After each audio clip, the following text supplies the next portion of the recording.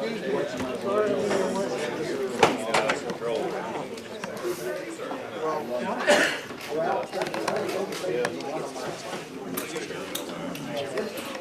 thing here apparently only offers a what they call an easy install.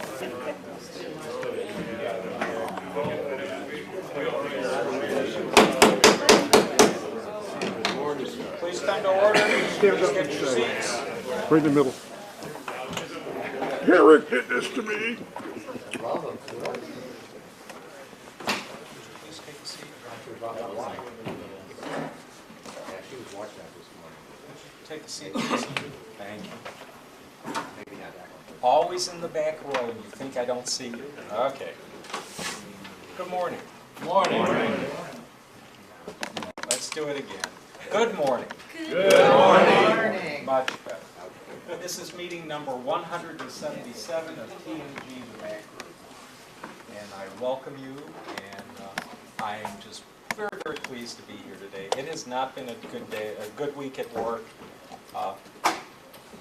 It's not that I don't like interacting with my coworkers, but this week, just, you know, and it's good to be with people that I enjoy being with. Bring the positiveness with it. Don't bring the negatives. I hear what you're saying, and I do actually try to do that. And if some of my coworkers are here, they'll even attest to the fact that I try to be positive, even when I'm negative. Okay, let's talk about our agenda first. Ignore the man behind the curtain, okay, and ignore what he's doing on the screen. Our agenda. We start out with our welcome. After we do that, we do our news items, then we do our for sale items, then we do help desk, then we do raffle, then we do a break. I call it the biological break. The break takes 10 to 15 minutes. After the, and by the way, we have a ladies' room right here on this corridor. On the left, men's room one floor down. If you are not able to handle stairs, there's also additional restrooms, but you have to go all the way down the hall and into the sanctuary and over. After the break, we split into two groups traditionally. We have our main presentation here, and we have in the other space what's called our novice clinic, which is a open forum workshop, if you will.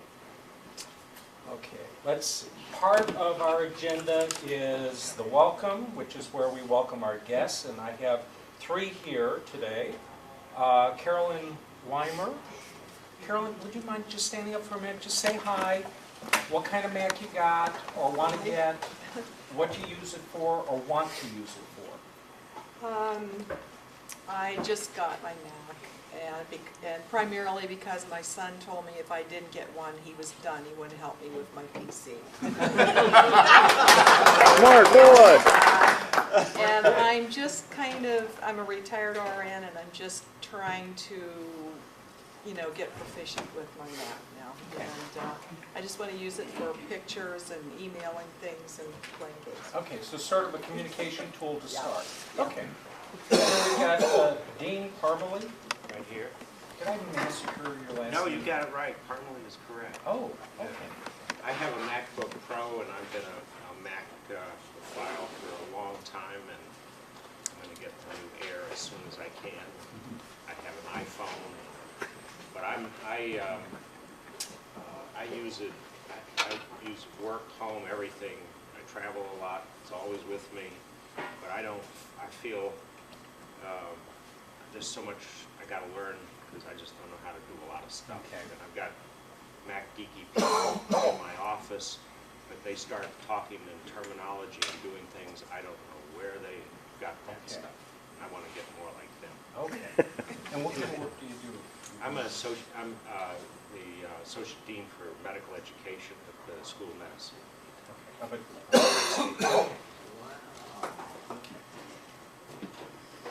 Did you know Harvey Siegel? Sure. When I first moved to the Valley, I worked for Harvey. Oh, yeah. That's back when I was still a sociologist. Dick Kugler. Did I massacre your last name? Kugler. Yeah. Okay. I have an iMac, recently purchased, transitioning from the Windows PC world into the macro with some difficulties, looking for help and assistance wherever I can find it. So I'm here to see what you guys do, and it was worth my while to be part of you. Okay. Were you in XP or 2000? XP, XP, okay. So you didn't go to Vista? no. Okay. As many of you know, I'm going through my recertification process as an IT professional. So, I'm prepping for all of my Microsoft certs and all that. And so I listen to the Kim Commando show on radio much more often than I used to. And last weekend, I just was doing my typical round of chores that I was doing, tasks that I was dropping stuff off here and there. And I get back in the car, and I turn on the engine, and I've got Kim Commando on, and she's doing this typical call-in where the person says, I'm going to buy a new machine, I want to do this, this, and this, and then she tells them what they should be buying. She says, oh, well, if you're going to be doing video, you really ought to get yourself a Macintosh. And I went, Signs of the apocalypse. and she said, because, Vista just doesn't do video well. And I'm going like... And needless to say, I pulled to the side of the road and looked to see if this was the rapture and I had not been taken up. Okay. So anyway, the message that I'd like to communicate to you is, 1, you're not alone. Okay. 2, there are people around you right now that probably have answers to the questions you have. Okay, so be selfish, ask questions, and we'll get you where you want to be. None of us is perfect, but we're all, trying to perfect ourselves a little bit. Yes? Can I make one comment? When you come from a PC to a Mac, one of the biggest problems is you keep looking at the Mac and think, it can't be that easy. Okay? That's one of the biggest things I think that PC to Mac users have a problem with. Well, there are differences with the metaphors. The paradigms that are used, the visual signals that you get in the PC world are very different from what you get in the Macintosh world. And once you get keyed into that, it becomes much easier. But what he said is also true. Okay, so let's see, we did all 3. So tell them welcome. Welcome. Okay, now, with that out of the way, what do we have in the way of news? Raffle that off? Or give that No. Anybody have any news items? I think we need to hear from Ron Decker. Okay. He went to San Francisco. Ron has some news? Didn't you go to San Francisco? Oh, well, that might be extended. Let me do this one first. I have a news item. One of our members, if you get the Dayton Daily News, at their Friday edition in the Life section, there was a center spread article about Ubuntu Linux. Yeah. And that was written by one of our members, Don Baldiff, who's in the next to last row back there. And I read it. It was very good, very well done. And, we haven't been seeing a whole lot of technical type articles in the Dayton Daily News for a while. So that was good to see that they're... Psychic fairs and Ghostbusters. Okay. I hear you. Okay, so let's talk to Ron Decker, who was at Macworld. What'd you bring us? Yeah. The only thing I brought were some Microsoft M&Ms that they passed out. And I guess I could go through a little story. I went out to San Francisco because my son for Christmas gave me a Christmas present of a trip to Macworld. So he and I left Dayton. We were out there all week. We got into San Francisco Monday evening. Our bags didn't make the switch in Cincinnati. So the bag was Monday. The keynote address at Macworld is Tuesday morning, 9 something or other. And my son was concerned. We didn't have our credentials to get into the conference, so he wanted to go check and see where we had to pick them up. For any of you that haven't been out to San Francisco and seen the Moscone Center, they've got 3 buildings. There's the south and the north and the west. Normally, Macworld is in these 2 buildings, the south and the north, but because of another conference, they had to use the south and the west, which are catty corner across the street corner. They're not too far apart. They're large facilities, but we found that we had to go and pick up our IDs at the south building. They opened up at 6 Tuesday morning to do that. So we didn't know where it was. 9 o'clock, we're walking down to find the south building, and we see a line of people alongside the west building. And being curious, we went over to see what these folks were in line for, and they were the regular conference attendees. There were about 30 of them, they say, that are lined up there. One guy had been there for 10 hours already. They had 3 different places for people to line up. They had the conference attendees, and the word was that about 200 of them would get into seats in the keynote address the next morning. So that's where they were lined up there. They had another line for media people. Nobody was in that line. And around the corner, they had another line for people that paid extra money to get a guaranteed seat. They were the Platinum and Super Pass folks. There was one person in that line who had been there since 9 o'clock Monday morning. Don't know why. But we talked with those folks. We found out where we had to pick up our badge. The next morning, about 6 o'clock, we were over there to get our badges so we could get in line. And this is the bag they gave us. And inside, we got our pass. We got some M&Ms. We got a notebook, our lunch tickets and all that. And the conference agenda was on a 1 gig thumb drive. So we got our bag, our badges, and then we went over to get in. My son had paid the extra bucks for the Super Pass, so we had guaranteed seats, and we went over. The line was already building there. They had somebody out marshaling people, putting them 4 abreast on the sidewalk. My son and I clocked in at 273 and 4, I think, in the line. And these were the guaranteed seats, and this is about 6:30 Tuesday morning.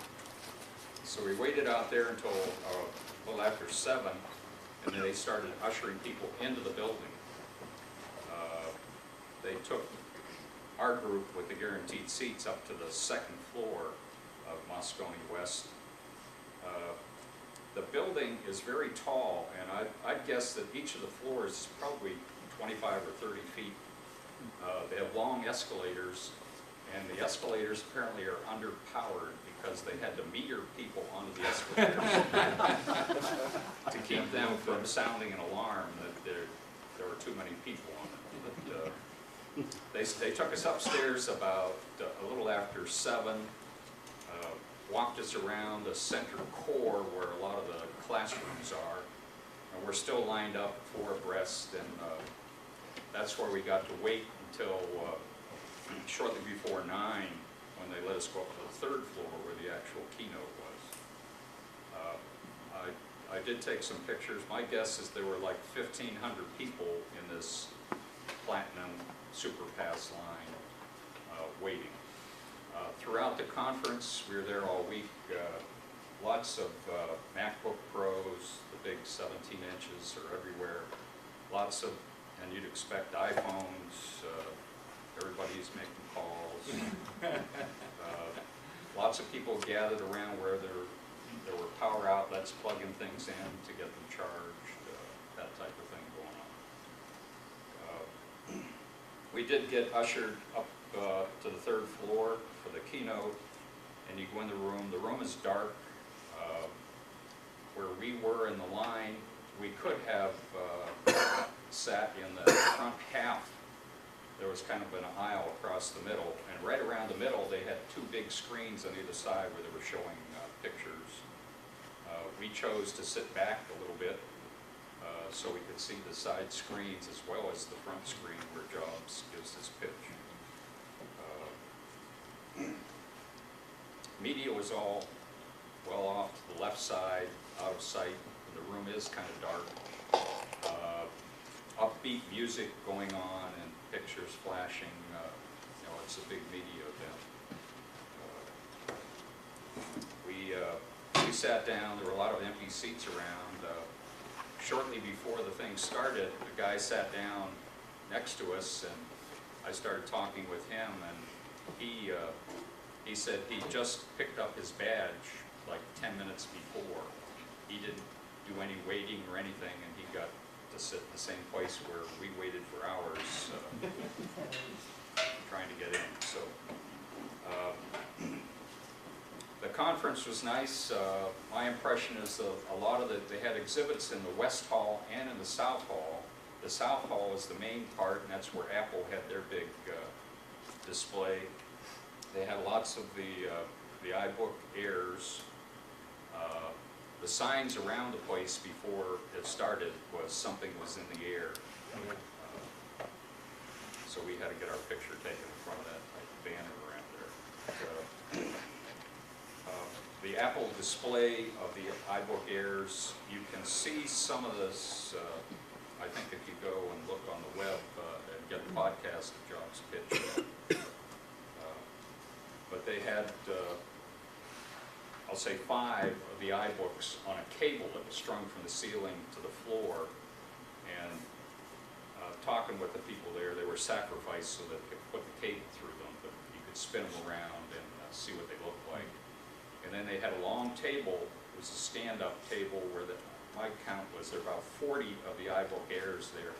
They each had an Apple attendant who was there to help you look at them. You could pick them up and turn them around. They are very small and thin. I gotta constrain you here. 2 questions. Okay. One was, did you encounter the reality distortion field that people talk about? I don't know. Maybe he is good at giving the pitch. The pitch went fine, except when they tried to demonstrate showing videos from one site that was there. Just a couple more things that I'd like to say. My son has a MacBook, and it's hot, and he uses a cookie sheet that's right size to help dissipate the heat from it. And he was thinking about getting one of these MacBook Airs, but wondering if maybe it would be too hot. And these that were out on the counter, sitting there working, people playing with them all day, you'd feel the bottom of them, and they were cool. They did not heat up. That's really nice. Generally in the conference, there were a whole lot of booths that were selling iPod and other accessories. I mean, covers and cases and devices where you can put your iPod in and play games.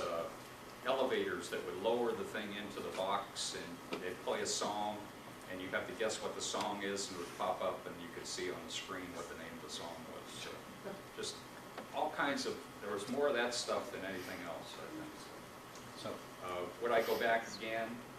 that's the I question. don't know. It was an interesting trip. We had a lot of fun in San Francisco. I don't know if it's going to be an annual event or not. Okay. Question? You kept mentioning MacBook Air. MacBook Air. MacBook Air. Jason, do you want to do the demonstration of this? Sure. I don't know if I'm comfortable with We did happen to get some. Introduce I'm yourself sorry. first. I'm Jason. I'm the owner of MacTown in Centerville, behind the Dayton Mall. on. Kings Ridge Drive. Sorry. Okay. So right across from, what's the drive-through that's? There's a beer drive-through across Yeah. the street. we have the hotel next to us that had the shooting. We had the bank that got robbed twice next to us. And Thai Kitchen. And Thai Kitchen. So yeah, good restaurant. Can be For good. Marion's. But soon That's to be right. married. Right now, Marion's was burned down, so apparently we picked a good location. I'll get there. They've changed the packaging. They've gone to, I don't know if any of you have bought an iPod or an iPod Touch, iPhone in the past, year. They've gone to that style of box now. It's just a two-piece box. Amazingly, there's not much padding in there. The MacBook Air, when you get it, is right on top. Ready to look at it. It is extraordinarily thin, which is very nice. There is no latch, again, same as the MacBook, it's all magnetically shut. The only ports you have on the one side is for USB, micro DVI, and the headphone adapter. On the other side, we do have a small port for a MagSafe adapter as well. And they changed it so you can't use the same MagSafe adapters you had, so. It's terrible. Yeah, the only thing, it is completely enclosed, so batteries, things like that, we would have to take the bottom case off to replace the battery. It's, from what they've said so far, it's not that bad. It's almost user doable if you have the right size screws. As far as opening it, it does have the backlit keyboard as the MacBook Pro has. It's a 13-inch screen.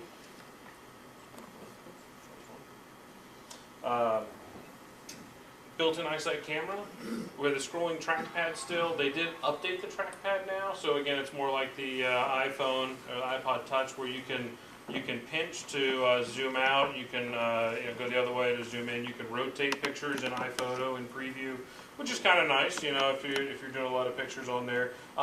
They're again a little bit slower processor than the MacBook, but from what we've been playing with them, it seems to run very well. So we're fairly impressed. It comes with 2 gig of RAM. You can't upgrade it. You can't change it. And again, it has the same 1-year warranty as everything else does. It is an LED backlit display now. Again, you know, it'll save on battery life, things like that, as well as give you supposedly a little bit better picture. Sometimes hard to tell, but they've gone to that now on the 13-inch display for this. So we assume that'll roll out through the rest of the laptop soon. I'm trying to think if I missed any. Jason, does that one have the hard drive or the flash drive? No, this is the hard drive. The SSD, which stands for solid state drive, it would be a flash memory drive, is a $1,000 option if you wanted to go that route. So instead of the 80 gig hard drive that you get a 64 gig flash drive. So it is very expensive. So something you have to decide. Durability wise, I think it's a good option, but yeah, it hurts the pocketbook a little bit. So. Any other questions? Yes, sir. I'm told that they have a CD DVD that plugs in now. Do you carry those as well? We will. We have not received any of those yet. Yes, we will carry those. You can also use another computer. Yes. To use the drive as well. Actually, we've done that. We installed. It doesn't come with iWork installed, so we installed that. It was very simple, very easy to do. You know, I was actually, you know, it was kind of nice to be able to use that. So as a primary machine. You do that Wi-Fi, right? Yes, sir. Yeah, or wired Ethernet. Yes, sir. Or you can wire to it. Well, there is a USB to Ethernet adapter as well. So if you don't have wireless access available, you can plug it into wired Ethernet. Yes. But anyway, that installation goes well. Same thing with reinstalling if you need to reinstall any applications or operating system, you can do all that across the network. Is that external DVD drive? Yeah, it's a super drive. Right now, Apple's saying no. From what we're trying to figure out is that they've added extra power to the USB port to power it.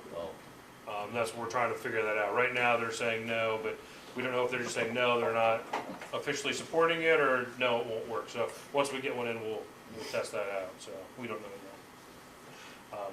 Yes.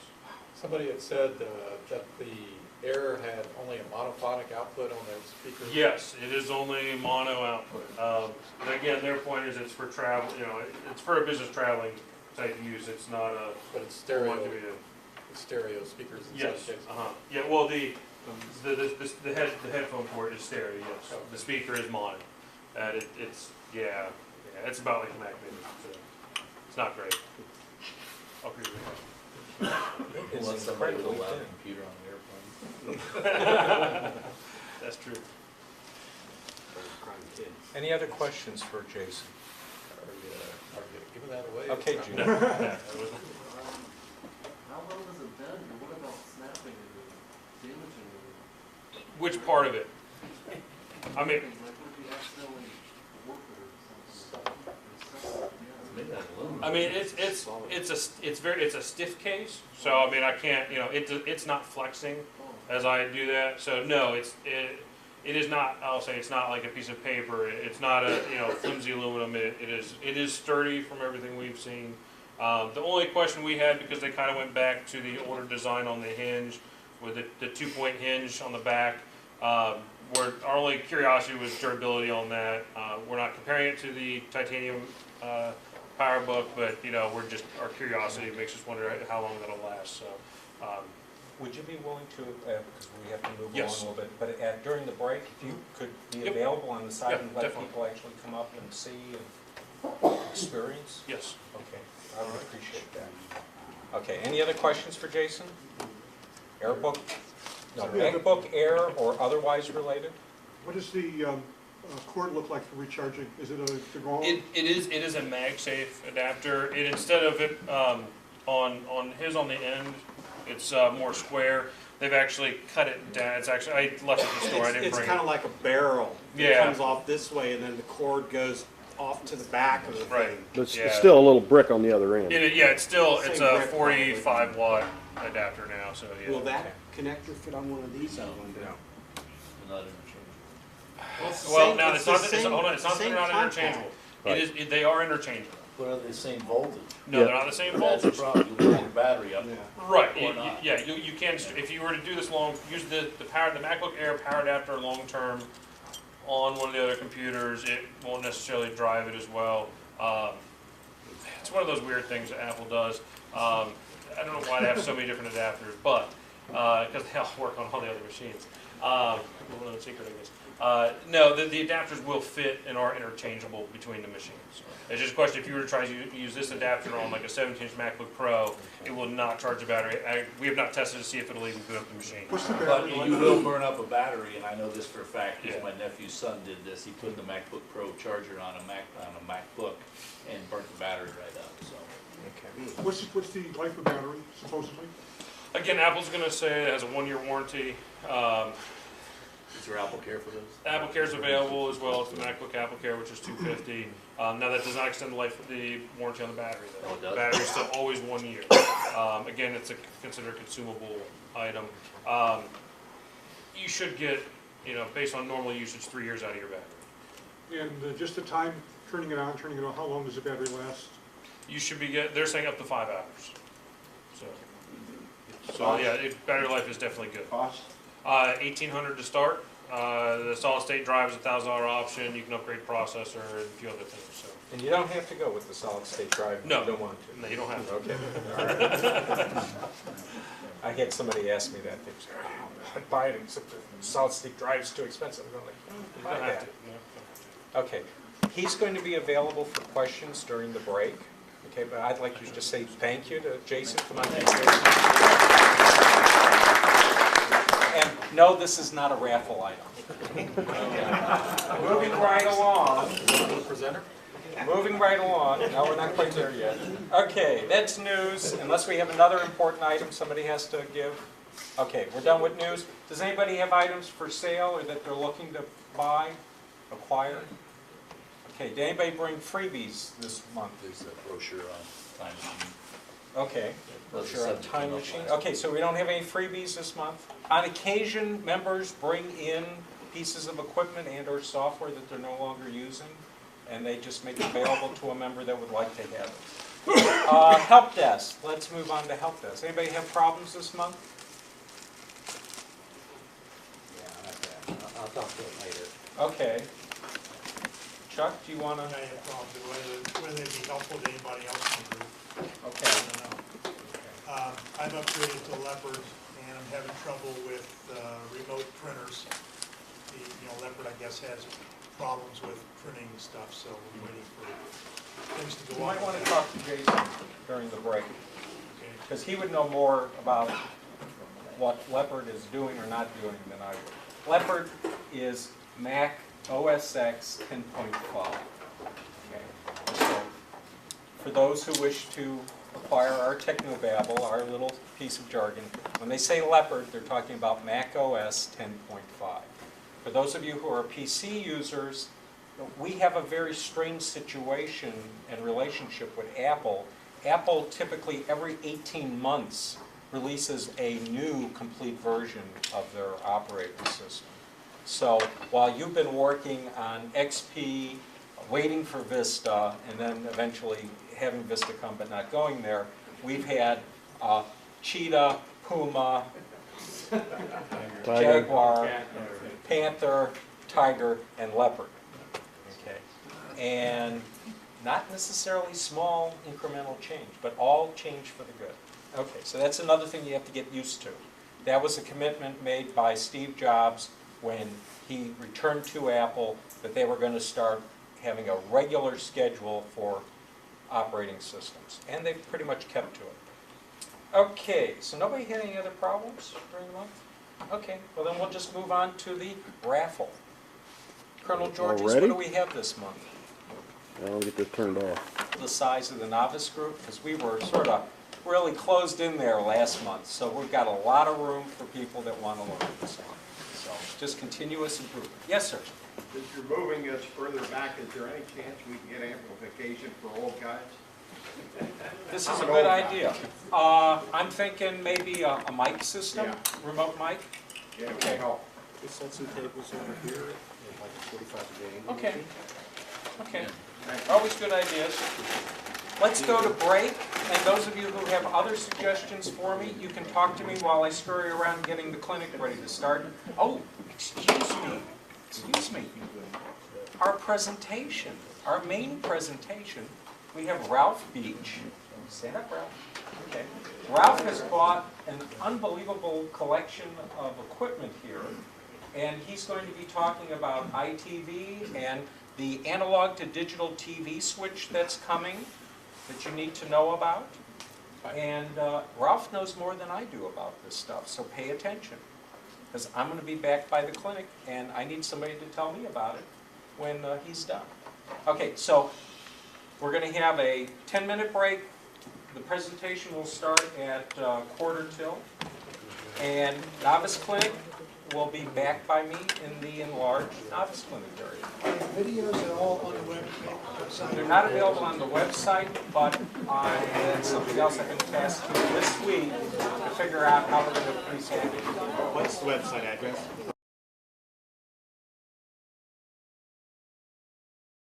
What I'm going to do here is I'm going to talk kind of backwards. I'm going to show a resource, the software that's on this actual computer for the actual product that we're talking about, which is EyeTV Hybrid. And then we're going to talk about the conveyance and the transport mechanism that gets the stuff. In other words, we're going to be talking about the antenna. All right, the EyeTV itself is a product that is, well, it's pretty much just a little adapter. Bring this up. What I have here, that's pretty much it. It's in black and white, sorry about that. That's my portable camera. You see that little dot that's right there on the, there's a big delay there, by the way, in case you guys haven't caught that. See that where my finger is? There's a dot. That's a remote control ID, or remote control feature. That's the infrared. Huh? Infrared. Yes, infrared. Where my hand is the actual coaxial input, an F connector type if anybody's interested, which means that it will work with your cable box and stuff, that kind of hookup. On the far side there, that is a little dongle that they put on there so you can actually go and add, well, this camera, composite video and other such things, such as the S cable, S video. And if anybody's ever wondered, this is my old Apple keyboard thing. Strangely enough, that is S-Video.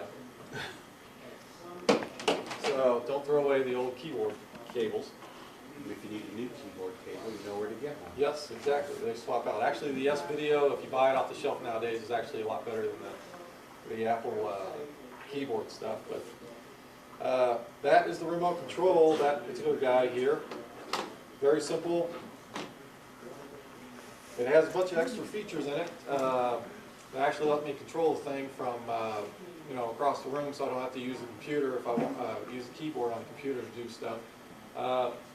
It's not really ergonomically designed for me, but it's got a lot of functions to it. Ralph, that's the same remote that they use, that they sent out with the iHome, and that's what uses those extra functions.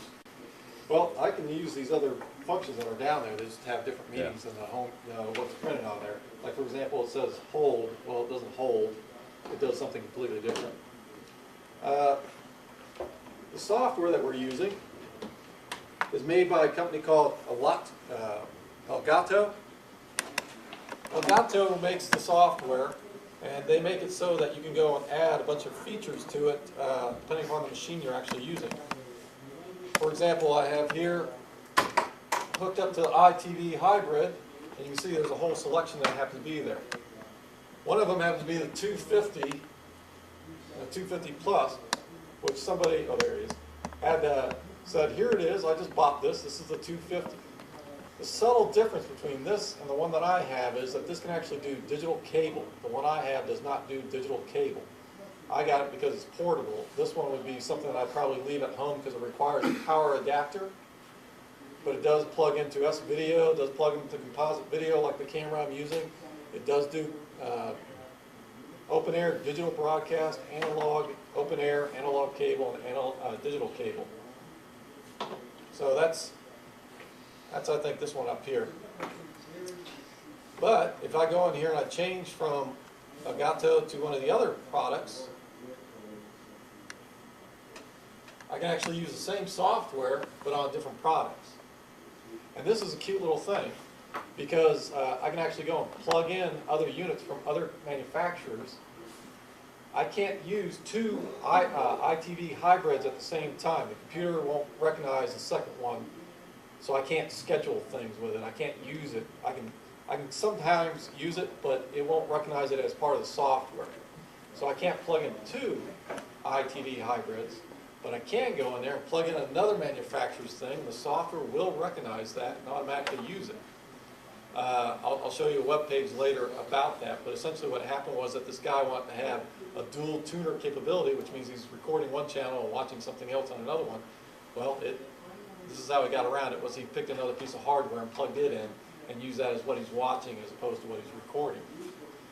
The software is actually really nice. This is a preference window for that. In this particular case, I happen to be looking at the devices page instead of the general page. I'll just flip here so you can see that there's a difference. The first thing I would recommend to anybody who gets one of these things is come in here and enable time shift. Time shift means that you can actually pause what you're watching, go to the bathroom, come back and hit the play and pick up where you left off, just as if you had a TiVo. If you don't enable that, you can't do the time shift.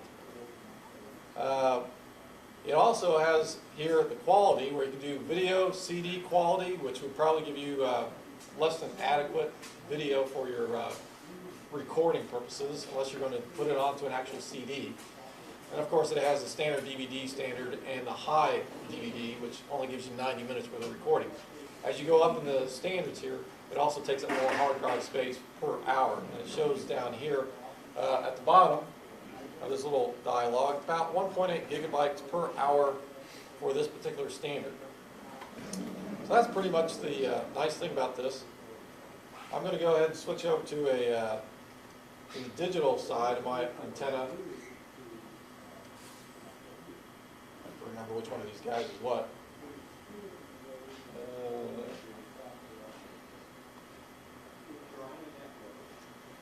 Okay, you see that little blue bar? That's our little status bar. And it just said S-video because I have S-video capability. Oops. I think I hit the button too many times.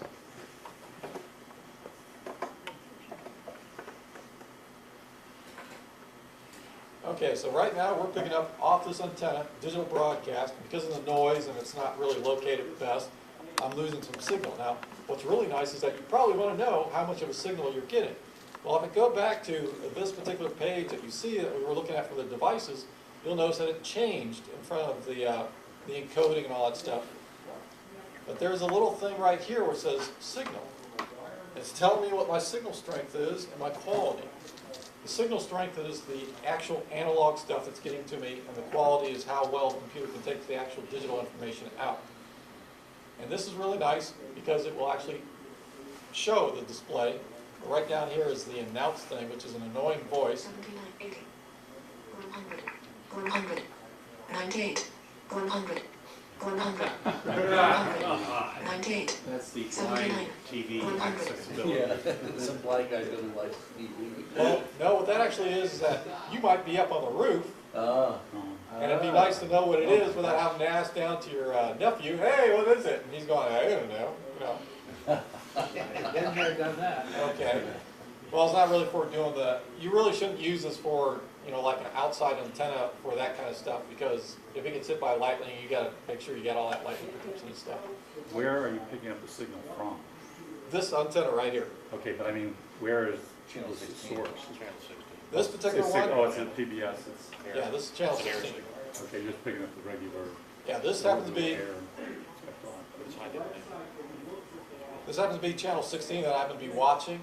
And the reason why I did this particular channel is I'm going to show you a little hidden feature that you have that you don't have on your digital television. I'm going to reduce the size of the screen, and you'll notice that I just made it real small up there in the corner. And you can't see it, but it's got the actual, it says EyeTV 16.4 up there at the top. So now what I'm going to do is I'm going to come up here to,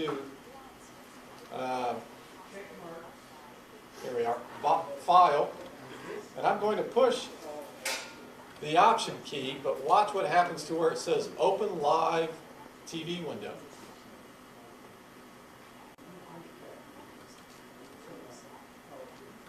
What in the world? I think they changed something on me. while I was doing it. It's supposed to, when you do that, go and say, it changes it from Open Live TV to Open Another Window or something like that.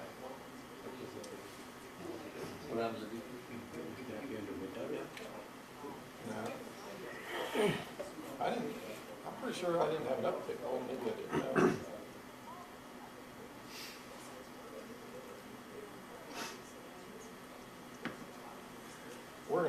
We're gonna restart this and find out why it's not doing that. That's a quick solution. I should mention that I have Radio Shark, which is an antenna that you can buy for your for FM reception and stuff, AM, FM reception. And when I plug that in sometimes while EyeTV is running, the two of them fight, and the next thing I know is both of them lock up. Ralph, what version are you running? 2 something? Of EyeTV. Yeah, This happens to be version 2.5.1. yeah. Because they just released 3, didn't they? Yeah, version 3 will work in Leopard. I'm going to turn this down here. Let's try this again, folks. That is interesting. What happens if you use Option with the key commands, Option Apple Go, without using the menu? Well,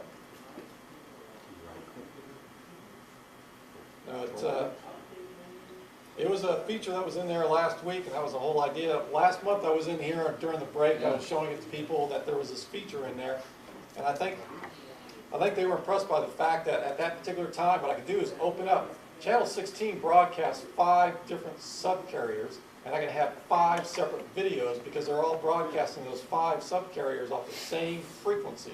So once I get to that one frequency, I can watch all the subcarriers simultaneously.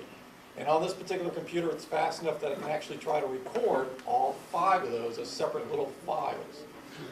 And the way that they were saying to do it, you know what? I bet you it's because I'm in a lower resolution than I am at home.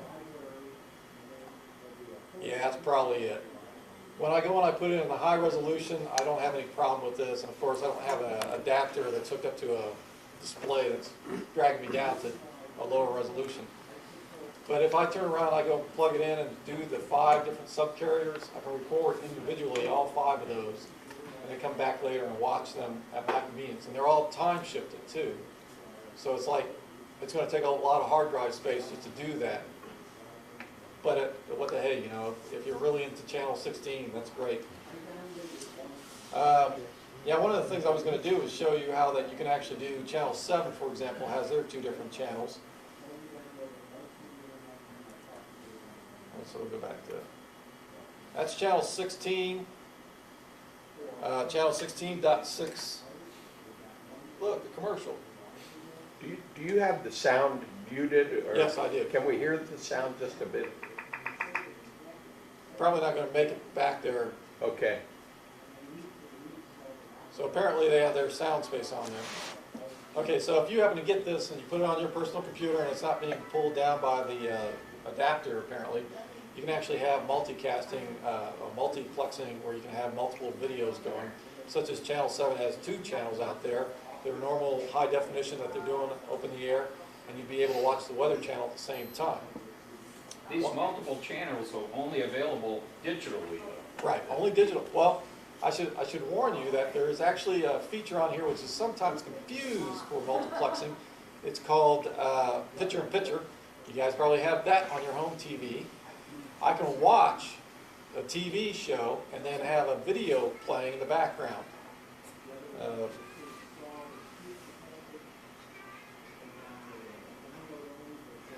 I should also mention here that closed captioning doesn't work on this channel 16.16. For some reason, they don't broadcast closed captioning. Okay, I just hit the record button. Now it's trying to record what's actually being shown there. And it's pretty straightforward. If I hit the record button again, it stops and actually dumps that to the hard drive. I can go to my recordings options here, scroll down to wherever it is. I did not hit the stop. So now it recorded 22 seconds of that. That's distracting. I come in here and I can watch it back.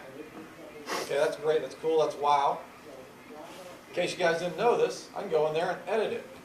You'll notice that this little bar comes across the bottom there. It allows me to go and do stuff. Pretty much all it has is, this of course is not a problem on a full screen.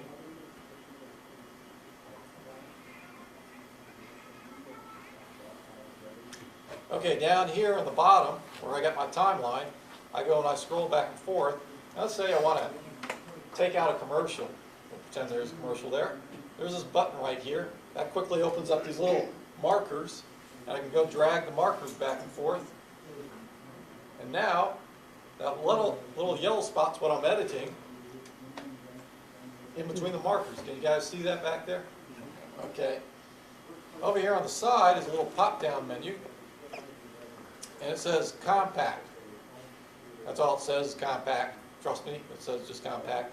And it's actually asking me, are you sure? Because it will erase that section and not be recoverable.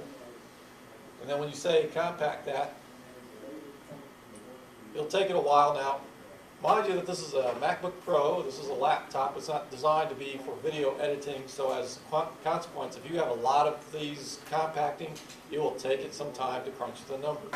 If you have a standalone MacBook or a Mac Pro at home or something, this will run really fast. But on this particular machine, it can actually take some time to do. So you can use with an external, like FireWire drive, does that speed it up? It's just the process of going through and finding the things that you marked and getting rid of them. That's pretty much it. You record what you recorded on your computer onto a DVD then? Yes, there is actually a feature for that. We'll get to that in a minute. Okay. Now at this point, let's say for example you want to go and clear all the markers, like you made a mistake, it will actually go through and clear all those markers off. You'll notice that they also compress them down there at the bottom so you can see them. A lot of times I like to leave them there so I can see if I took out all the commercials when I'm watching the thing. And then I go and I put it onto a hard drive or something. Okay, you can actually go and invert the markers. I'll come over here and show you a different way of doing the markers. I'm going to click on the markers.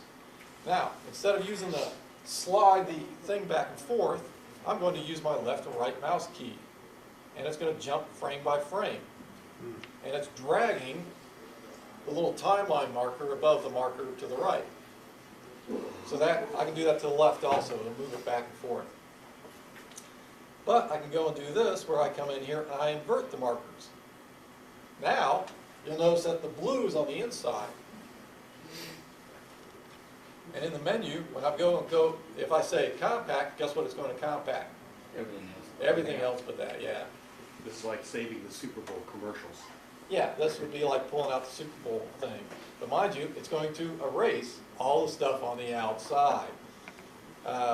If you're just going to take this guy here in the middle, I don't know why it's not doing it, but supposed to be able to export to clip.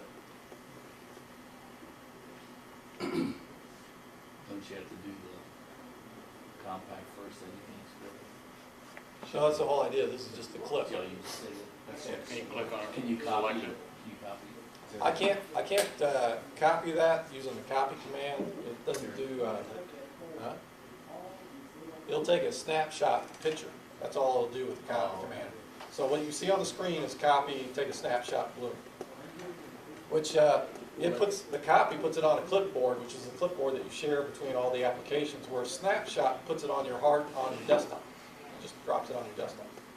That's the difference between those two features. Will that feature come up if you haven't inverted the markers? The export? Yeah. No. We can come back here and invert them again. So it still does not have export. It might be because it's digital. There's some things about digital copyrights that you should know about this stuff. Even though I'm bringing in open air stuff and it looks like it's free to receive type thing, and it gets on my computer and I can do all sorts of stuff, there's actually embedded copyright signals with the stuff. So as in the future, they can actually make it a pay-per-view, and they can also make it private, so it'd be between me and you and not everybody else in the world. And they can also put on there a copyright flag for the broadcaster, so you can't copy it left and right. It's in the software. These guys aren't stupid. They've had time to work on this since 1988, so. Could this be the real motivation for the switch from analog? Yes, it is actually the motivation. If you're in Oklahoma, you pay a property tax on your television. People don't know this, but they can come in and actually audit your house and look at your television and see how many televisions you have and assess your real estate tax property. Sounds like England. Well, it's sort of like that. But you got to think when Oklahoma did it, it was because the televisions back in the 1950s when they wrote the law was an expensive piece of furniture. So they were considering it a real estate property thingy. So Oklahoma still has that. Like he was mentioning, in Britain, they actually charge the clients to have a television. You have to have a television license. The British Broadcasting Charity makes their money off of that, which is really strange because the British Broadcasting Charity, everybody calls the BBC, is actually a private organization. The government collects the taxes for the licenses and then pays the BBC, which is a private organization. Well, I think what's happening in the near future is that the digital television will allow for revenue enhancements at either local, state, or federal tiers of taxation. So that may be the future of it, is that they may want to charge you left and right just to receive open air. You'll notice that they don't call it free anymore. They call it open air, over the air, or something of that nature. You want to talk about copyright thing now, or do you want to do it later? Well, we'll get to that later.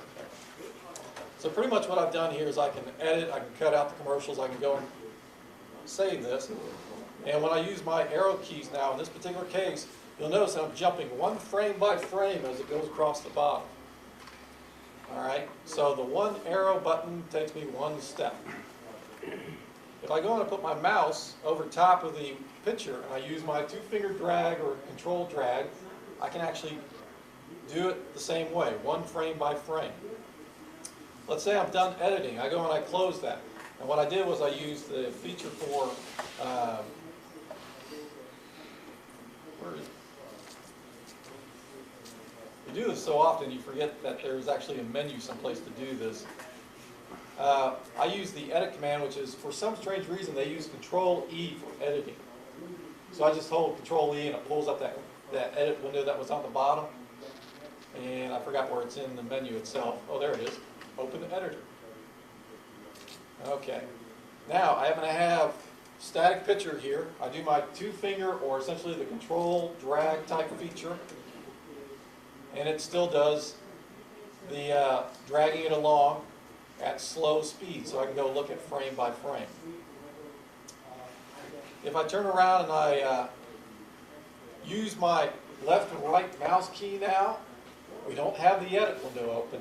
If I go and I use my left mouse, it's actually going to jump 30 seconds by default to the end. In this particular case, because my video happens to be only 17 seconds long. So it's jumping 30 seconds long. So if I had captured some video, Let's say, for example, I did a time shift. I went to the bathroom, come back, there's 3-4 minutes worth of commercials. I hit my right mouse button, it will jump 30 seconds, 30 seconds, 30 seconds, because I'm not in edit mode, I'm in the regular thing. It will jump 30 seconds ahead. But the left, by default, which you can change, goes back only 7 seconds. Statistically, you're going to not want to go back as much as you go forward.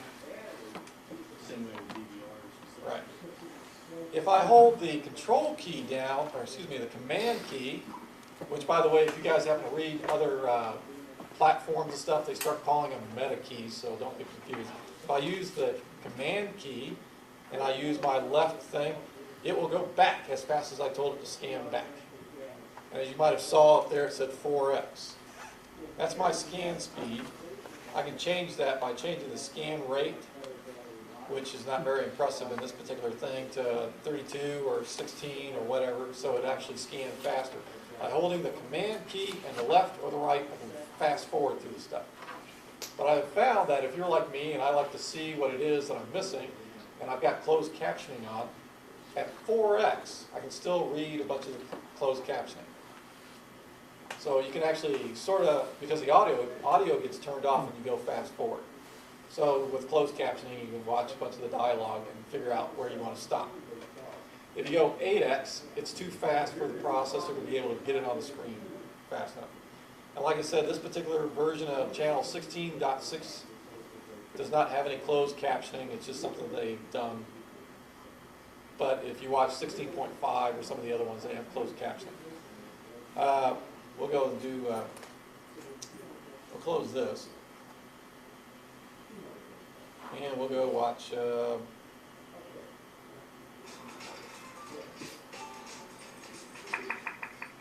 that happens to be from channel, the Turner broadcast thing. As you can see, put the name of the thing, the show that we're watching. Because I happen to have internet access, the software actually can go out and find out what the program schedule is. And when I go to record, I can select the thing so it records without having to do too much typing and stuff. And it pulled off the information for this particular window, for that particular recording, blah, blah, blah. It's just that it says right up there, which is nice. Now, while I'm doing that, I can go back here to my channels thing.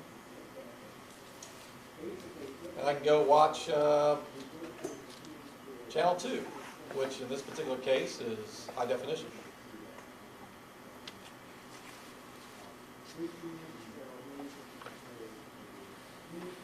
So, now this looks really nice when you actually have the full screen capability. Because I'm running through this video display projector, it reduced my video graphics down to 1000 by whatever instead of the 1900. So anyways, I happen to have here 2 different things showing. I have a video recorded playing, which is the 7 Faces of Dr. Lau, and then I happen to be watching the actual live broadcast. On here, though, is actually a picture-in-picture feature. Well,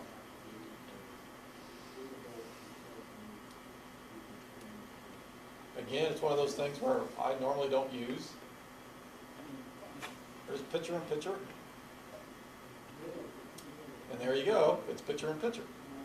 Now, it doesn't do very good to have the picture-in-picture in this small format, but if you were doing a large screen, there you go, you have picture-in-picture.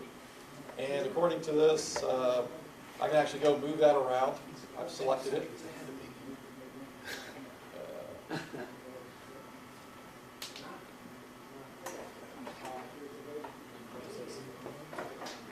Okay. What I've done here is I have an option to switch between the two.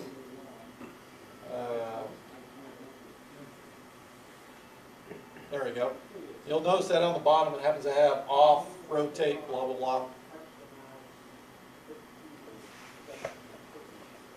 What did I do there? Oh, I stopped it. That was a live video.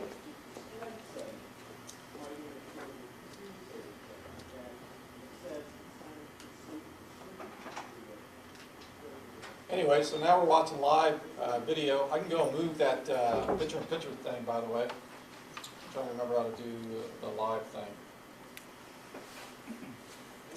Okay.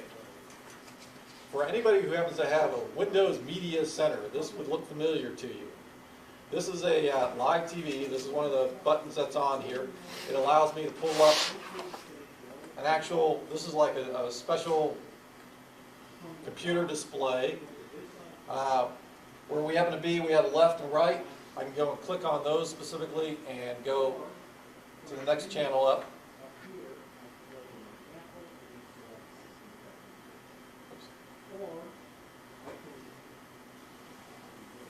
So that right there is, if I use my left, it goes up channel.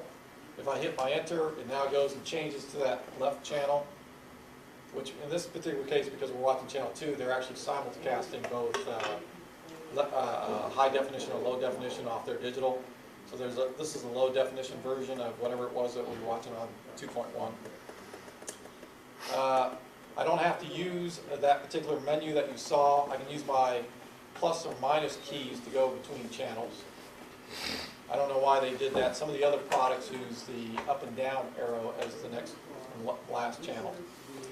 Now you'll notice that the across the top there, those little white dots, that's your closed captioning and a bunch of other information. The standard for video broadcast is that you're not supposed to see the first 21 lines.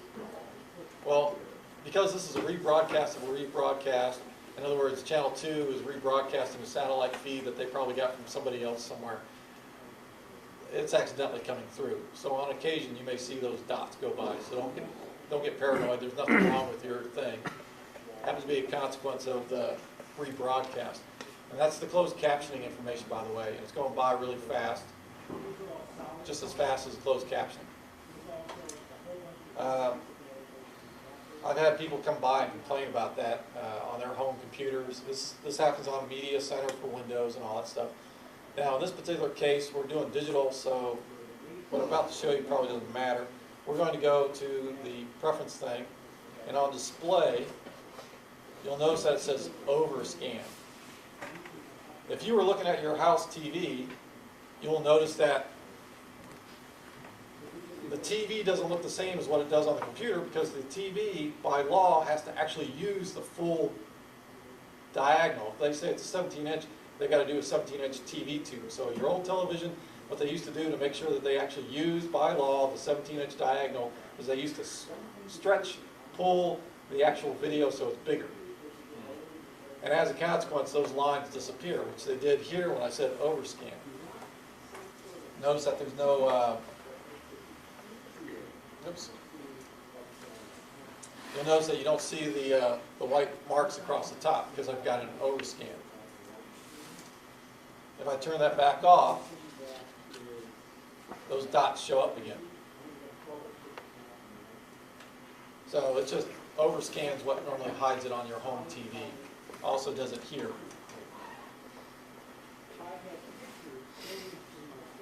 It also does stretching. Oops. Wrong thing. Display. You can actually stretch it, like for example, you happen to have a regular 4x3. That means 4 dots by 3 dots across. The old standard definition of a television, 4 dots across, 3 down. 640 by 480 is a multiple of 4 by 3, so that's where the television normally is at, 640 by 480. The problem is, of course, that you end up with the little black bars on either side, and this thing that says full screen stretches that. And it can make everything look goofy. The problem with full screen stretch is that sometimes it works, sometimes it doesn't. It turns out that in digital reception, the people who are broadcasting have control over it. They can change the resolution, they can change everything that they want to on the fly, so sometimes full screen kicks in, and they may actually be putting in the little black bars that are on the side, as opposed to your monitor. So you have to be aware of that. They're having all sorts of fun with their digital stuff, by the way. So we'll go back here to normal. There's a thing called motion adaptive deinterlacing. I'm going to give Bill a couple web pages that can go out and look at stuff. And pretty much one of them is going to be an example of what they mean by deinterlacing, interlaced video. And that's pretty much what it is that they show the same picture twice lacing them together. And as a consequence, it looks like a kind of wavy video on your computer sometimes. So there's got to be a mechanism by which they go and they take the waviness out of it, and that's called deinterlacing. They figure out how to best do that depending upon what you chose here. And I've got motion adaptive, which means that it's going to make sure that it's trying to make the deinterlacing allow for motion. And if you happen to watch, our little mouse friend ran across the screen. He looks like his ears and stuff and all the objects that are moving, they kind of blur a little bit. And what it's doing is, instead of making, in this particular case, a nice defined motion, it just blurs the image. And what it does is saves my processor from having to work too hard to do the imaging. But you'll see some of the other options for deinterlacing take up process time but give you a better quality. And it also has a result when you're recording that it'll actually record more information to make sure it's got a better quality and the better choices. So instead of being 1.8 gigabytes per hour, it might come out 2.3 or something more like that. So that's the deinterlacing thing. A lot of people want to know about recording. If you get this product, yes, you can record it. And I should tell you the following little goofy stuff about the signals. Everybody knows what MPEG is by now, I'm pretty sure. There's MPEG version 2 and there's MPEG version 4. Well, strangely enough, the guys that are broadcasting at MPEG 2. That's great. It's coming in MPEG 2. My little decoder here takes it out of that and converts it into, strangely enough, MPEG 4. Stores it on my machine as MPEG 4. It's actually a lower quality than what's coming through there. In other words, MPEG 2, good quality. When it gets to this little box, this is actually a converter. This little hybrid thing is actually converting it to an MPEG 4 and then sending that down to my computer as an MPEG 4 stream. I can't screw with it. I can't capture the MPEG 2 and copy that directly. It's doing this little buffering, so I can't copy a good copy of the video that I'm getting off the open air. It's to help with the copyright thing. It also, MPEG 2 also takes a lot more room than MPEG 4. Right, but it's a lot more quality than MPEG 4. MPEG 4 will come down, instead of being 640 by 480, it'll go 352 by some other number. It does strange things, but that's a safe space. I have here, it says line buffer, 2,000 megabytes, 2 gigabytes. I have to make sure I turn that on if I want to do time shifting. So this time shift buffer, 2 gigabytes, or I can say keep it in RAM. Of course, if you're using a computer for something other than that, you don't want to keep it in RAM. But if you keep it in RAM, it's a lot faster to edit, do stuff with, and all that stuff. Now remember, 1 hour was 1.8 gigabytes. So this 2 gigabytes that I have here, or 2,000 megabytes, should be enough for me to have an hour's worth of buffering. And what that literally means is, here we have our video. Remember I said the left and right mouse buttons do things, or left and right buttons do things? I can actually bounce back an hour ago and watch it. I can actually jump all the way to the beginning where I've actually started this on. The line buffer was inconsequential. It just recorded everything. So you can actually see, like we had the different channels that we're going through, the sound stage that was on channel 16 and all the channels that we were flipping through, it recorded that. It didn't record the fact that I went full screen or anything, just recording the data. If I use the command key my right, and all of a sudden it says 4x up in the upper corner there, I'm running through the video as fast as it can at that scan rate.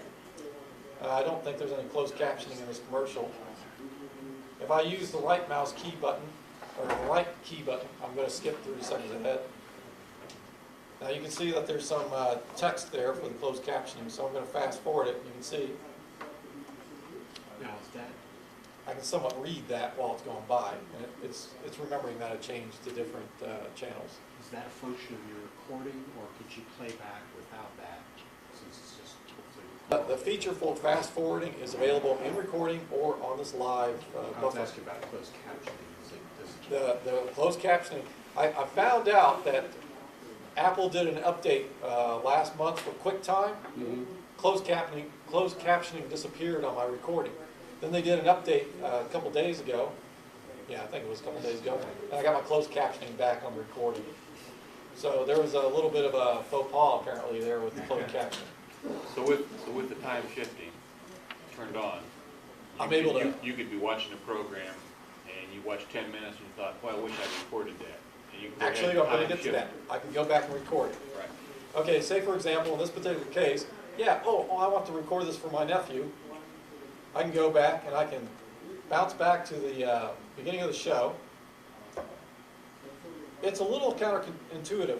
I should also mention that this little remote control that's down here, I can go drag that controller over, that little marker. I can go drag that over instead of actually using my left and right mouse or left and right keyboard. So I can go to that. And let's say, for example, right there, this is the beginning of the show. I'm just going to say this is the beginning of the show.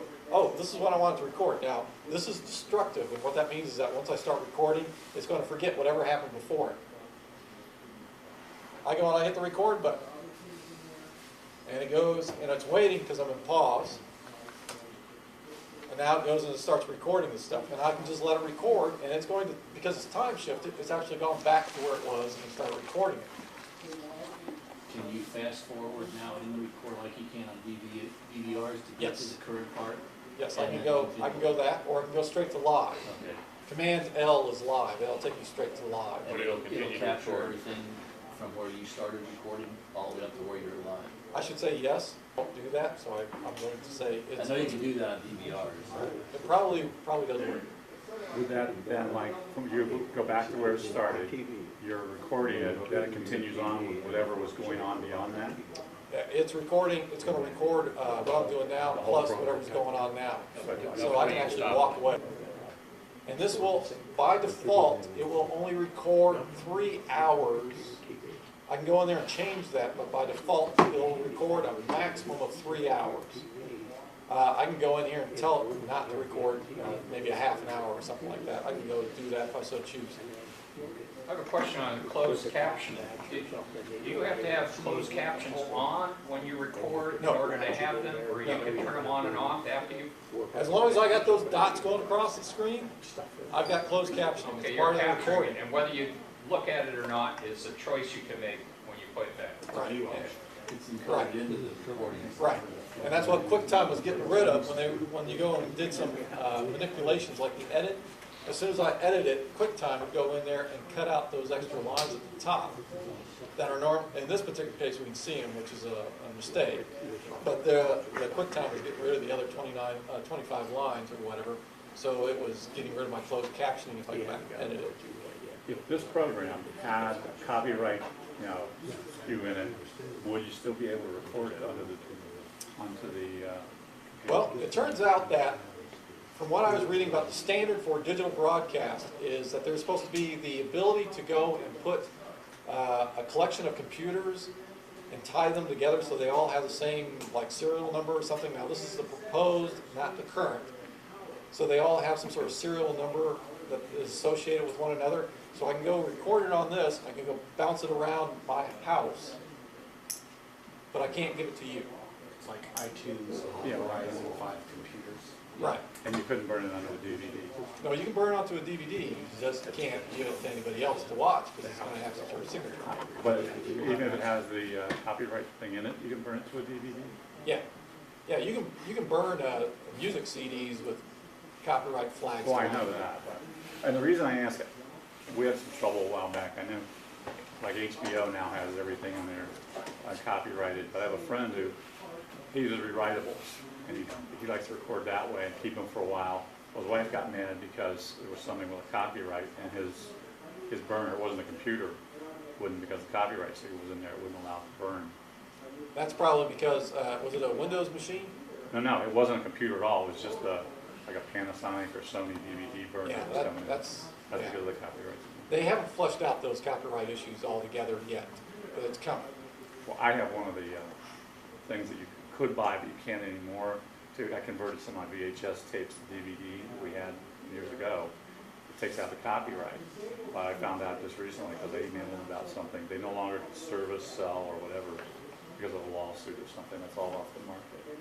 Well, actually, if you go online and you go and look in England, UK, they'll have. I'm sure there's places online that still Yeah. have Will that it stuff. stabilize, video stabilize these things? That happens to be a trick with the bottom, at the bottom of the screen is a vertical blanking, and he's talking about what they call the video stabilizer technique for getting rid of copyright problems, which is an artifact from videotapes where they figured out that the high quality videotapes would lose synchronization of their color by punching a big bright white light at the bottom where you can't see it.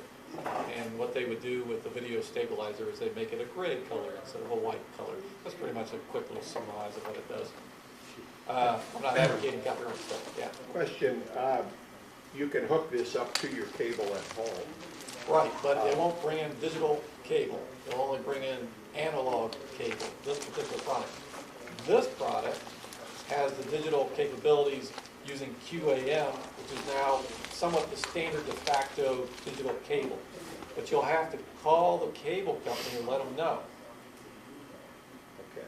Only because that if you don't call them, they won't send it. The question I have is I have a digital box on one TV, but in the room that I have a computer, I have no box on that TV. So I only get channels up to 78, I think. I think it's supposed to go up to almost to 100. But, will this pick up channels above that that I've paid for, not channels that I haven't? Well, as my understanding of the standard tier of purchasing agreement with Time Warner, you should have 5 digital television stations available that could use with this without having to pay for anything. That's part of your $50 a month, whatever they charge you for the standard tier. If you happen to have, I think some of the premium channels, I go and install stuff, and I don't deal with the cable company, so I don't know what they actually require, but I have a friend that has 2 TiVos, 2 dish satellites, 4 digital televisions in his house, and one of them is 62 inches across, and he's telling me that what their cable company's doing is actually illegal. They want to come in and put something on your TiVo, which is not required by law, and it's not in your contract. They want to put some sort of control mechanism on it. From what I gather from him, they want to do the same these things, they're sort of passkey or something like that. And it may be so you can accidentally get pay-per-view without knowing that you're getting pay-per-view. Who do you deal with? Who do I? I got, see this antenna?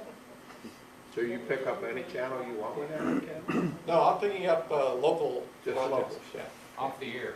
Off the air, yeah. Now, how much does a digital antenna cost? This particular model is about 50 bucks.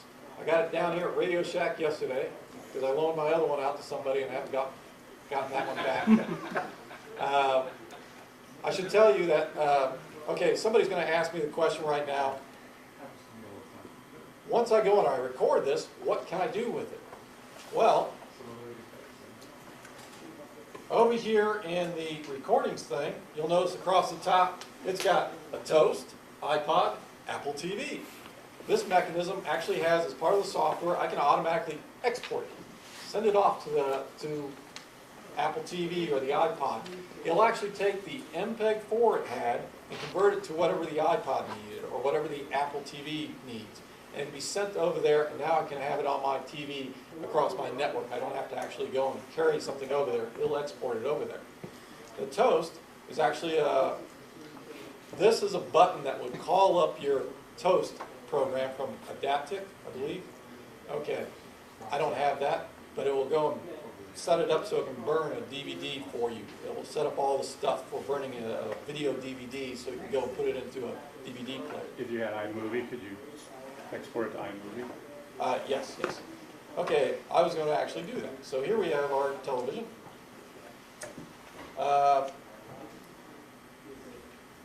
I happen to have here, I've selected our sound stage, which is only 18 seconds long. And what I'm going to do is, because I happen to use a lot of shortcuts, I'm going to essentially do what they call right click. I'm going to do the control click, or in my case, 2-finger click. Whoops. And it pulls up a contextual menu.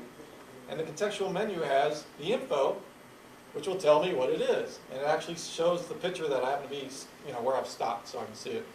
And you can see some documentation there that's the date, the time, and down here it tells you This is John Fogerty's part 1 at Soundstage. I happen to know that happens to be what's on there. It tells me the duration and all that stuff. I can also come down here and edit the info, so I can put in what I want, so I can remember it. Now this info that's stored on this is for the MPEG-4 format that we're saving on our machine, which in their particular version on this particular software is proprietary. They've added a little feature, so it's not really an MPEG-4, but it's pretty much an MPEG-4. So it embeds some of this information so I can pull it up later. This is the info. I can go in here and modify, put some description on it, and strangely enough, you cannot search it with Spotlight because in my systems, when I go and I installed EyeTV, they went ahead and they put themselves in the Spotlight thing for privacy. So the EyeTV folder does not show up. And as a consequence, stuff that might be in there can't be searched. Why do they do that? Well, because they have a bunch of stuff. That one program that we have, the John Fogerty thing, actually ends up taking up 4 different files, and each one of those files might be searchable for something else, you know. So they may have it embedded such that they don't want you to be searching too much information. Can you change it? Yes, you can. You can actually tell it when you're saving stuff to save it to a different directory. Okay, so now, once I clicked on the Soundstage using the right click, and I put up the info, you'll find that if you click anywhere in the dead area over there, the white space, it'll take you back. Okay, if I right click again, you'll notice that there's the play, there's the Toast iPod TV. I can go rename it. I can delete it. Burn, right? Toast is for the burn. You have to have the. You have to have toast in order Right. to burn. You can't just burn through the OS. No, you have to have the burn thing, yeah. There's the edit thing that I was doing at the first part where I went in there and did the Command E and I edited it right there. I can do the info. This is the edit the info that I was looking at earlier. But there's the export thing. When I go and I export it, it'll pull up contextual, it'll pull up a menu, a dialog, I should say. And in this particular case, it allows me to select all sorts of formats. What I want to use it for, if I want to send it as an email, as a web page, blah, blah, blah, blah, blah. And you'll notice that there's iMovie and iMovie High Definition, and iDVD, and there's Pro, and there's Toast. Again, you have to have the software for Toast for it to be able to use Toast. Same thing with the Movie HD. If you don't have it, it won't work with it. There's Apple TV, iPod stuff, iTunes. Now I can actually go and set this up so I'm streaming. I can actually have it so it sends it out. It turns out with this version of EyeTV, which is 2.5.2, I can actually broadcast this over my wireless features out to the rest of the world if I so choose, and that's what this MPEG streaming is for, so I can stream it out to the rest of the world. What would the player be to receive the stream? It would just be the Safari, Firefox, any of the browsers would be able to. You'd have to set up your Wi-Fi so you're a server. There's a Wi-Fi setting on here. I saw that. I always wonder when things say set up Wi-Fi because the network is the network and it shouldn't matter whether. No, it's pretty much what it's doing. It's advertising like, you know, the page. Oh, so it'll set it up as a station, as its own. Yeah. Oh, I see. So I can set this up so people in my house can come to this computer and pull down the video and stream it and all that stuff, and they don't have to have a local copy of it. That's why I'm saying the copyright issues haven't been fleshed out all the way. This is kind of like a violation of the copyright because I'm distributing for mass. There's no protection on it. You don't have to have special software on your computer to go and see it from my computer. So it's broadcasting and it's not really good. Now, down here it says DVX AVI. Well, I don't happen to have QuickTime Pro on here, and I'm waiting because QuickTime's been changing so fast. I have a strange feeling that they're coming out with QuickTime 8 within the next year. We just did 741 here, day before yesterday. Yeah, I got that. But because of that, because it's just QuickTime, not QuickTime Pro, Yeah. I don't happen to have the compressor or what they call the codecs. $30. Yeah, 30 bucks for this, 20 bucks for that, whatever, you know. Every single time, that's right. And when they go and they put Pro version 8, you have to go and buy QuickTime Pro. Again. Yeah, you have to go and buy all the stuff over again. So pretty much, I just go and dump everything in QuickTime Movie and leave it. Or MPEG-4, which, remember that this thing was actually already MPEG-4 in the EyeTV version of MPEG-4. This MPEG-4 is the generic MPEG-4 that's out there. If I turn around and say, okay, I want to do QuickTime, it gives me a little bit of information of how much space it's actually going to take on the hard drive. I can go and change some options, which pretty much, if you want somebody else on another computer to see, these are probably the standards that you want to use. Notice that it says MPEG-4 video. QuickTime Movie is still MPEG-4. Again, wrapped up with Apple's version of MPEG-4. I go and I save this, and now I'll go and actually make that happen. Now, again, laptop not designed to be doing intensive video processing. As a consequence, there's a big delay in the export. There's a little bar going across there, right there, and it's going to take quite a while. For an 18-second slice. It'll take upwards to 5 minutes to do an hour's worth of, depending upon it. What's your process? This is a MacBook Pro version 3.1, and it's got an Intel Core Duo, 2.4 gigs on there with a 2 gig memory. So it's doing that pretty intensely. So it did that. Where to go in case you guys missed it? I told it to put it in the movies folder for me. So I can just go straight to my movies thing.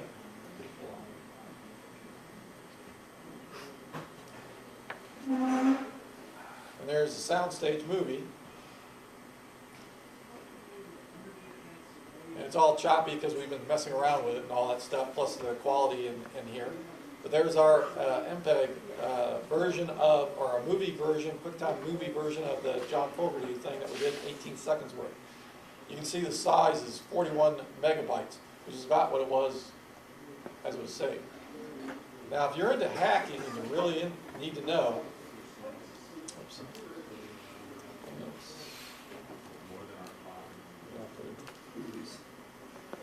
No, I'm thinking of the, okay, in case you guys are new to Apple, there's a cute little thing that you can do with an application. Now, I've turned on my extensions. That's why it says Eclipse or EyeTV.app. I've turned it on so it tells me what these are. Folder. If I Control-click on it, you'll notice that it says Show Package Content. At which point I can go look at the contents that are in there and all the stuff that's in there. This is where the actual program's hanging out. It's in the folder, which makes EyeTV draggable. I can actually drag it to another directory. And what that allows me to do is now I can have EyeTV version 2, and I can put in the new version of EyeTV version 3. If I keep them in separate things, they're separate entities, they won't conflict with one another. This is only just something in case you guys decide that you like 2 versus 3, because maybe the copyright thing got changed or what have you. Press conflict, press file storage, that would Well, could, but I'm thinking that because of the way that these guys wrote their software, I think it keeps the preferences local to this particular folder. Usually they're Usually. Okay. What I'm trying to remember is where I stuck. How'd you do that system-wide? Are you an administrator at Contact? No. I'm in a user, a limited user thing. Oh, here we go. It says Arc. This is where all the videos have been stored. You'll notice some of the stuff in here says line buffer copy. That's because I copied the buffer to figure out how to do some recording back whenever. And this is the actual live buffer that we were doing earlier when we set it up for live buffering. That's it. That's the actual buffer site. I've screwed around, and you cannot go into the live buffer and rename it, and that become your program file or your recording. It doesn't work. Okay. Anybody know what that show is?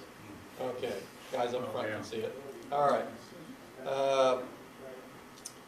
So what you see here is some of these things are clips, and some of them are schedules. Oh, here we go. So that one, for example, is a schedule. It ends with .itv schedule. And what that equates to is over here in EyeTV, in my schedule thing, it says, I want to watch Star Trek. So it put that in that particular archive thing as a scheduled thing. So that's where all the stuff is. So if you wanted to, you can go in there and hack around with it. But we're going to go and look at Barbarella. It's a nice family movie. I'm not going to watch it. I'm going to go into it. And there's that show packages thing again that shows up. I did a right click and I went in there and said show packages, and because it actually happens to be a folder by itself. And it has several little parts. Well, lo and behold, there's the MPEG file, which is EyeTV's version of an MPEG file. And when you do export, it's essentially just taking this out and then getting rid of the headers and putting the right headers in place. But it also goes in there and makes sure that all the little pieces that you've taken out are nice and neat for your export. And that happens to be the picture of what the starting screen would be like, or whatever you left it at. That's what that TIFF file is. So there's a bunch of extra things that are in here in the actual EyeTV. What looks like just a data file is actually a folder. Could you show that list for me? Folder? Yeah, with sizes. Is that MPG file really the data? Yeah, I guess it is 3 gig. Okay. I was just wondering, it seems like one of the container forms, it's the movie file that could be just pointing to other things, and you copy it, it doesn't have anything there. What he's referring to is that QuickTime Movies can be an actual movie, or it can be a collection of pointers to other movies. Instead of having the movie itself, a QuickTime movie can say, hey, I want this piece out of that movie over there, and I want this piece over there. And so QuickTime sometimes is just a pointer, a collection of pointers. What he was asking is if this is actually the data. But you can actually see how big it is right there. It's 3.7 gig right there. So it's actually the data. It turns out that if you go get a program called Handbrake, or some of these other ones, they'll actually go in there and reconfigure that for whatever format you're looking for. But again, you have to have the appropriate codecs to use that. You can't just go and say, hey, I want to go and do DVI-X, or go to a high definition digital video stuff. But essentially, we got plenty of time. That's the idea there, is that there's actually on your buffer recordings, and you can go in there and manipulate them using the built-in stuff, or you can go in and use third-party like the Handbrake to go in there and pull the stuff out. You just have to go and find it. And it's sometimes a good thing if you recorded something, the hard drive crashed, you might have lost some of the data, you might be able to use Handbrake to pull some of that movie back out. A little bit of a recovery thing. Down here at the bottom of this, it says extended recordings. Pretty much, if you're doing a recording once a week, let's say you're into soap operas and you are watching the same show every Monday through Friday, you can actually sometimes have to start a minute early because your clock is different than their clock, and you can have to stop a little bit later. By default, it's 2 minutes in front, 2 minutes behind when you buy the EyeTV and install it. I went and I put it 1 and 1 because most of the time I don't care about the credits.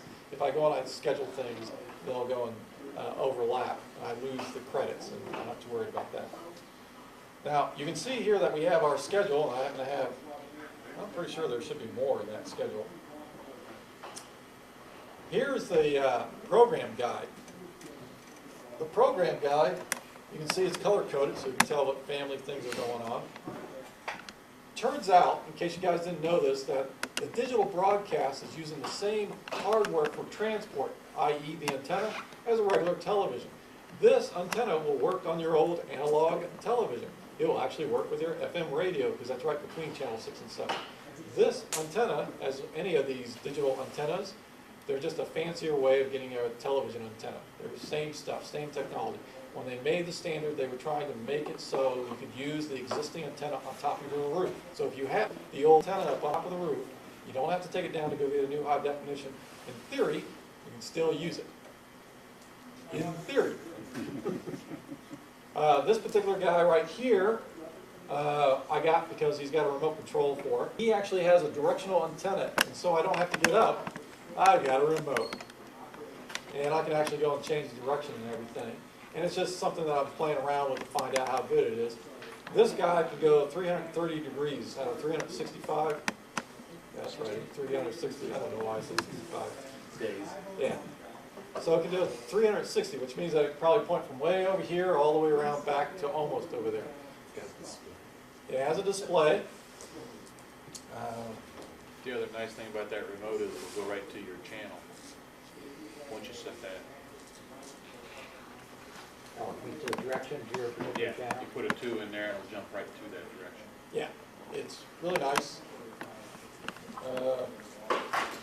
Are you saying this helps, or you're just trying to figure out how well that works? I'm trying to figure out why this thing is locked up. Okay. I was busy thinking about something. There we go.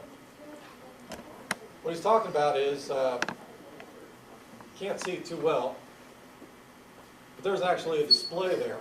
And this happens to be a radio controlled version instead of an infrared. So I can actually go and point it and actually change the number to 3. And then the guys up front here can hear it grinding away. And it's actually moving the antenna that's inside.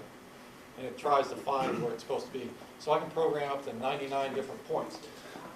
The thing about this, though, is that they don't say that you're at 120 degrees. They say you're at station number 3 or 12 or something like that. So you go from 1 to 12. I don't actually know how they're dividing it because that's what, 4 degrees? Because they're not doing, they're doing 330, they're not doing all that stuff. So I don't know how they're actually doing it. Of course.